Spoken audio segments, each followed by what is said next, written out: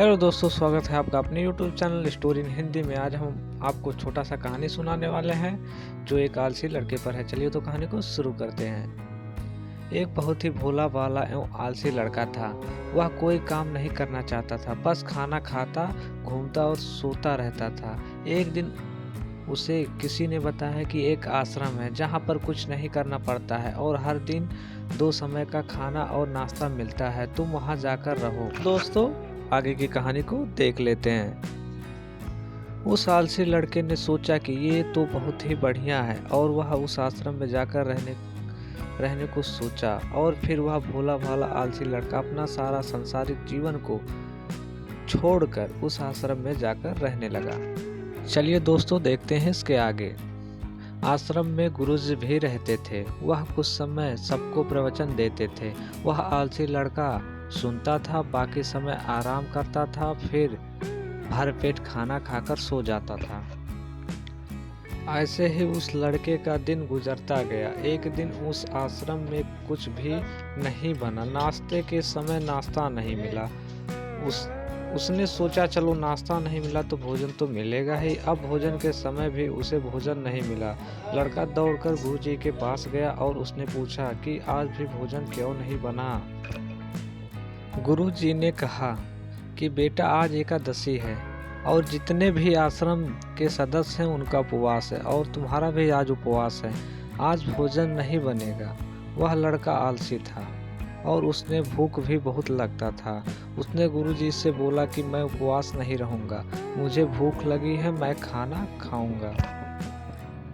और फिर आगे गुरुजी ने बोला, ठीक है, जाओ भंडारे में से सामान लेकर आओ और आश्रम में नहीं, बाहर ले जाकर बना लो, लेकिन याद रखना भोजन बनाने के बाद सबसे पहला भोग भगवान को लगाना।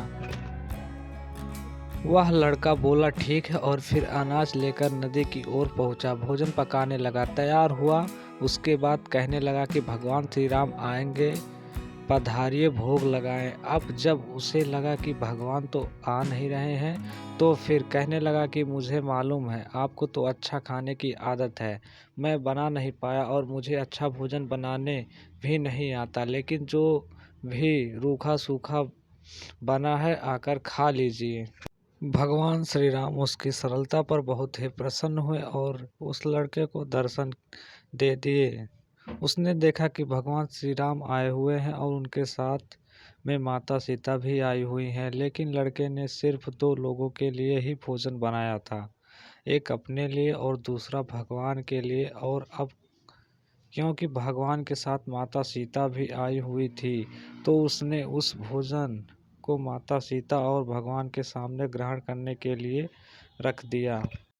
चलिए दोस्तों, देखते हैं अब आगे क्या हुआ। भगवान श्री राम और माता जी ने भोजन किया और उसके बाद जब वह जाने लगे तो यह भोला सा आलसी सा लड़का बोला कि प्रभु आप आए, दर्शन दिए, बहुत अच्छा लगा।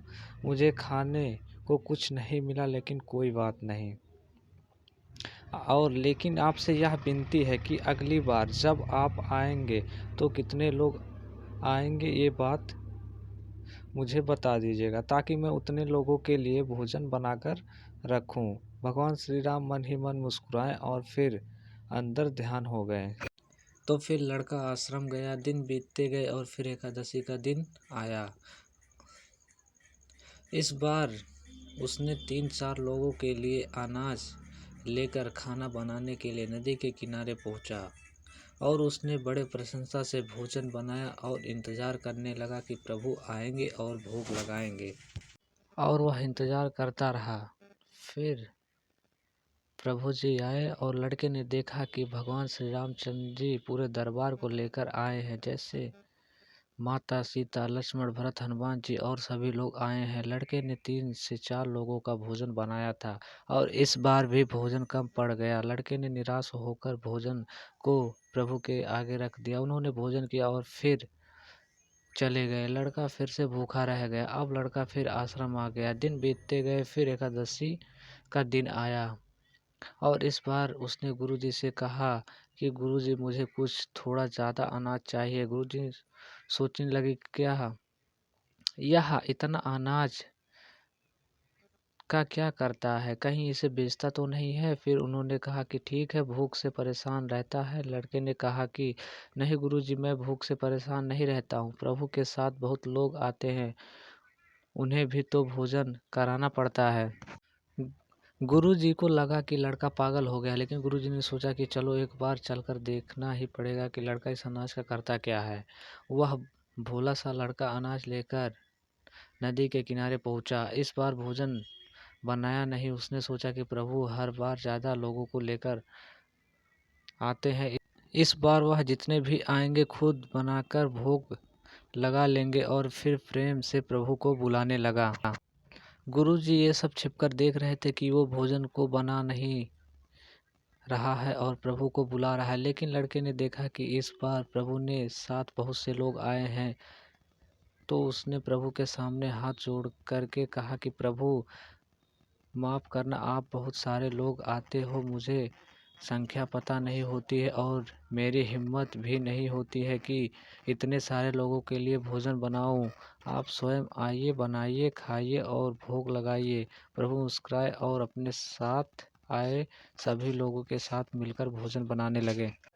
गुरुजी ये सब छिपकर देख रहे थे और फिर लड़के के पास आकर कहते हैं कि तुम यह क्या कर रहे हो। लड़का कहता है कि गुरुजी, आपको दिखाई नहीं दे रहा है, भगवान श्री राम पधार चुके हैं, माता सीता आए हुए, हनुमान जी आए हुए और भी सब लोग आए हुए हैं उनके साथ और भोजन बना रहे हैं। गुरुजी बोलते हैं कि पागल हो गए हो क्या, मुझे तो कोई दिखाई नहीं दे रहा है। लड़का गुस्सा होकर प्रभु से बोलता है कि प्रभु, आप मुझे भूखा रखते हो और आप गुरु जी को दर्शन क्यों नहीं दे रहे हो, जो मुझे पागल बना रहे हैं। कृपा करके गुरु जी को दिखाई दीजिए। भगवान जी बोलते हैं कि मैं इन्हें दिखाई नहीं दे सकता। लड़का बोलता है क्यों आप इन्हें दिखाई नहीं दे सकते, ये तो बहुत ही महान है, ज्ञानी है और ज्ञाता है। तब भगवान जी बोलते हैं कि इनके अंदर भले ज्ञान और ज्ञाता होगा, लेकिन ये तुम्हारे जैसे सरल नहीं है, तुम्हारी जैसी सरलता इनके अंदर नहीं है। लड़के ने यह सब बात अपने गुरु जी को बताई कि भगवान श्री रामचंद्र जी कह रहे हैं कि मेरे जैसा सरलता आपके अंदर नहीं है, इसलिए वह आपको दिखाई नहीं दे रहे हैं। गुरु जी की आंखों में आंसू आ जाते हैं और वह रोने लगते हैं कि बिल्कुल सही कह रहे हो, मेरे अंदर तुम्हारी जैसी सरलता नहीं है। और फिर माफ़ी मांगते हैं और फिर भगवान जी उन्हें दर्शन देते हैं। इस कहानी से हमें यह शिक्षा मिलती है कि जीवन में सरलता सबसे आवश्यक है। जितने सरल बने रहोगे उतना ही जीवन आगे बढ़ते चले जाएगा। जब आप सरल होंगे तो आपका खुद ही मुस्कुराते हैं और दूसरे को भी मुस्कुराते की वजह देते हैं। दोस्तों, यदि कहानी अच्छा लगा हो तो प्लीज़ चैनल को सब्सक्राइब और एक लाइक करें। चलिए मिलेंगे अगली कहीं नेक्स्ट वीडियो में, तब तक के लिए टाटा बाय बाय।